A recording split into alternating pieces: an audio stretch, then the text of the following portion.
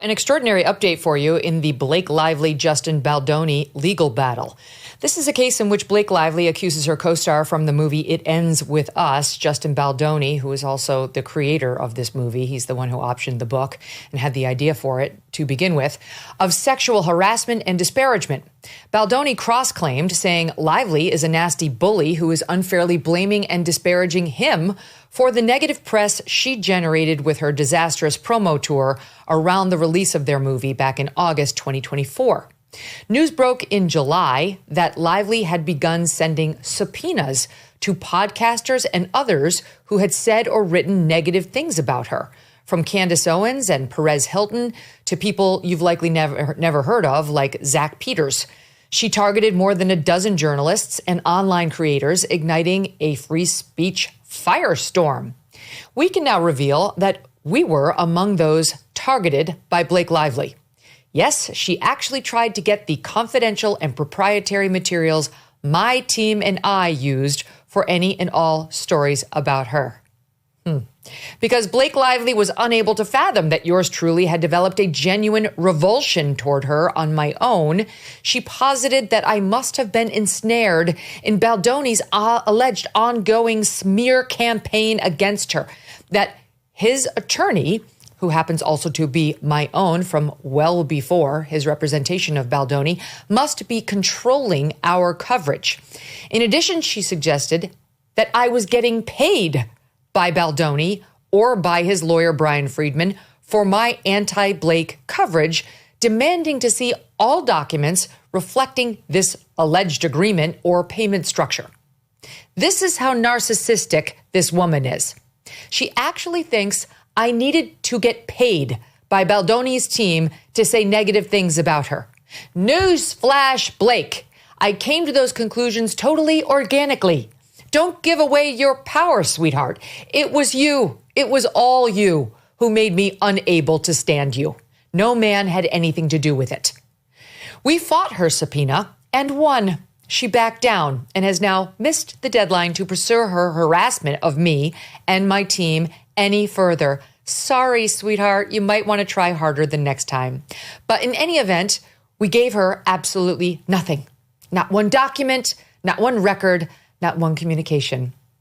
In no world would I ever allow my teams or my communications with each other or with our sources for our news reporting to be turned over to a third party, and certainly not to this nitwit. It's called the First Amendment, freedom of the press. She has zero right to nose around in how I gather news or in how my team and I prepare for any show we do. Pro tip. We're extremely fair.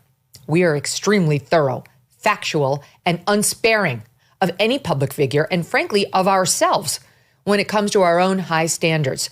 But access to our actual communications, it's a no. You cannot have them. I am a member of the press. You are a sad, pathetic, untalented, narcissistic bully. And I will never back down to the likes of Blake Lively. Never. And her fight to harass me and my team ended in her getting nothing. However, there are still many content creators whom we believe are actively being bullied by Blake Lively to this day. We were in the fortunate position of being able to hire a lawyer to tell Lively to pound sand. Most of the people she's harassing do not have those resources, and she knows it. She's targeting them because she knows she can. She's richer, better connected, with high-powered lawyers who have nothing but time and billable hours on their hands, thanks to Ryan Reynolds' booze and acting fortunes. These two Hollywood mega millionaires think nothing of harassing powerless people on social media who have the temerity to write or speak negatively about Queen Blake.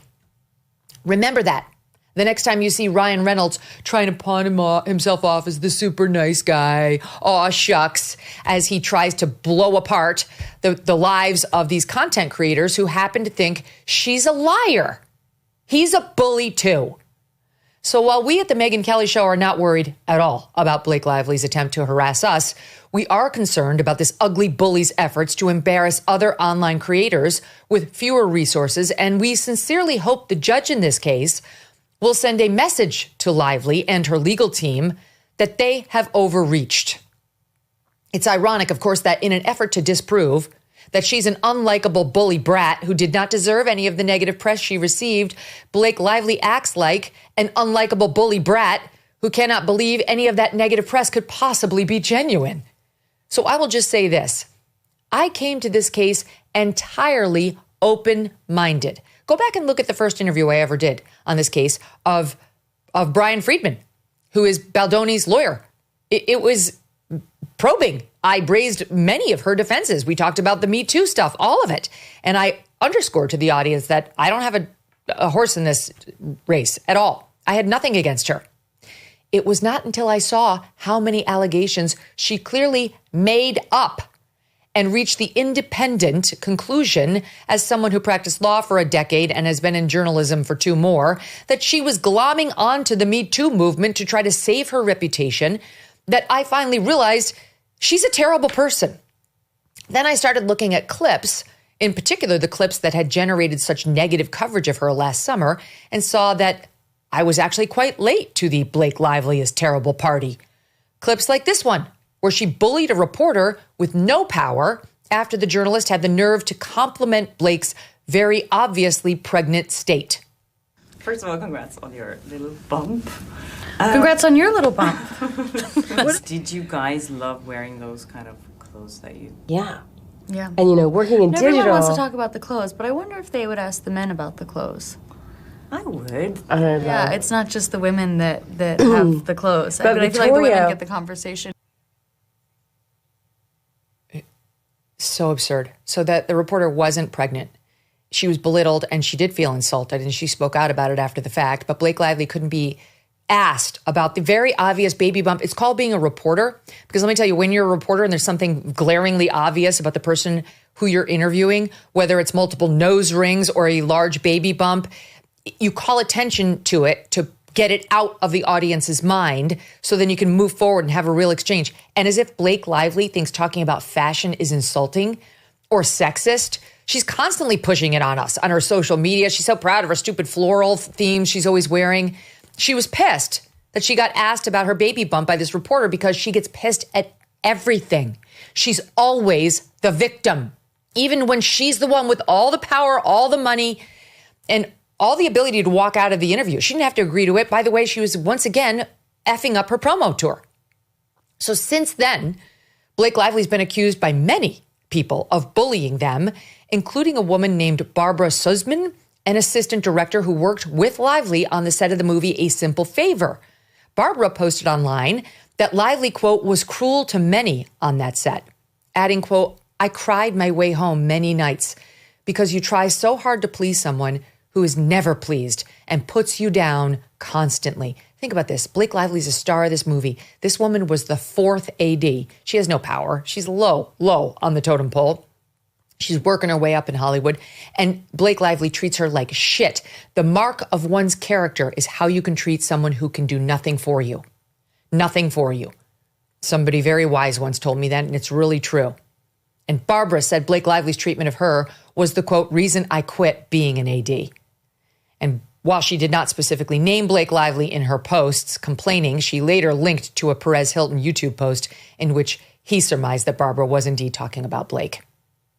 Then an intern who goes by the name of E. Wood on the show that made Lively a star, Gossip Girl, similarly came out publicly to say that there too, Lively was a bully to staff and nasty to her fans to boot, noting that unlike Leighton Meester, who would pose for photographs with adoring fans who came by the set, Lively never would.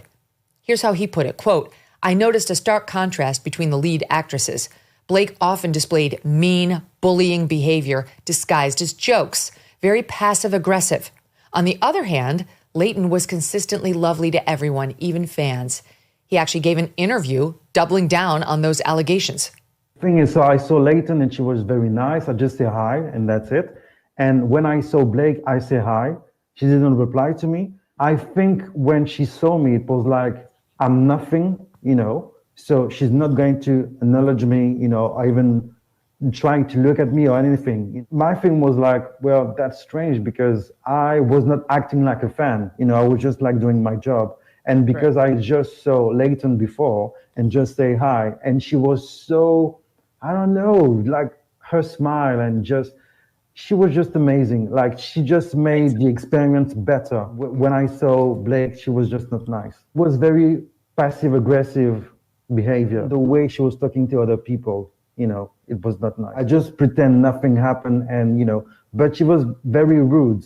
And just the way she was talking to people around, it was just like the kind of people just don't want to be around that kind of person. Just the way she was acting, towards people, just the way she was talking to people, the way she was not welcoming, And there was like a major difference when I saw Leighton.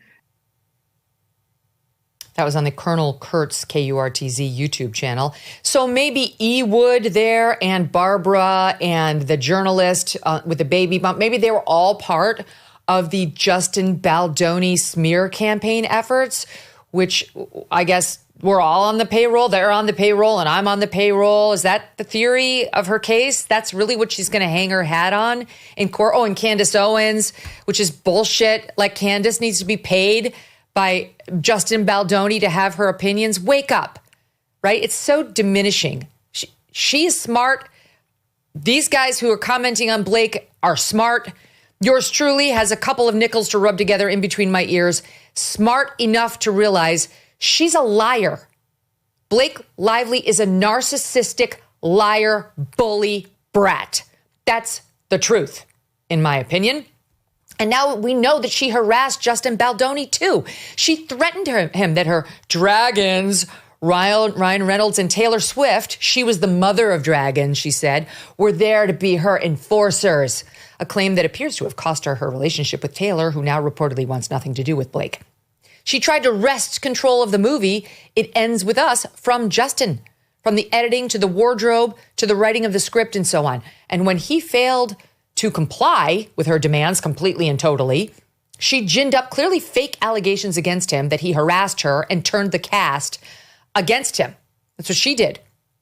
She claimed his best friend, for example, was parachuted in to play the part of the OB when her character gave birth, just so that he could get a look at her lady parts during the scene, which she claimed were entirely uncovered. Well, that man, a Shakespearean actor, has since gone on the record saying he's an acclaimed actor with many credits and that Miss Lively was fully covered in biker shorts for the scene in question.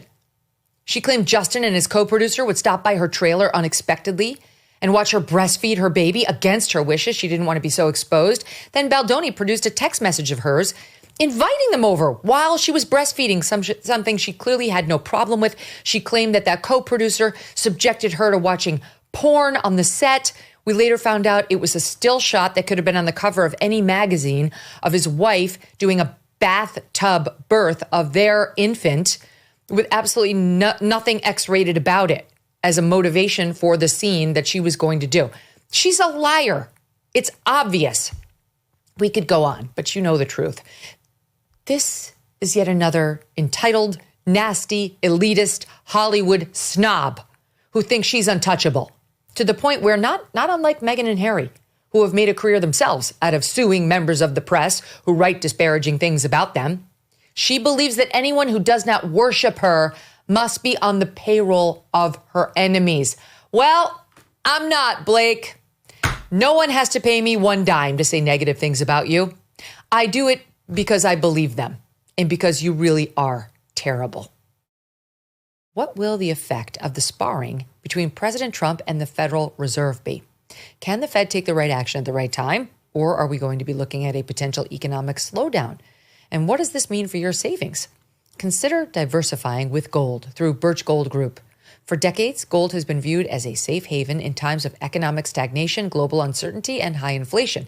And Birch Gold makes it incredibly easy for you to diversify some of your savings into gold. If you have an IRA or an old 401k, you can convert that into a tax-sheltered IRA in physical gold, or just buy some gold to keep in your safe. First, get educated. Birch Gold will send you a free info kit on gold. Just text MK to the number 989898.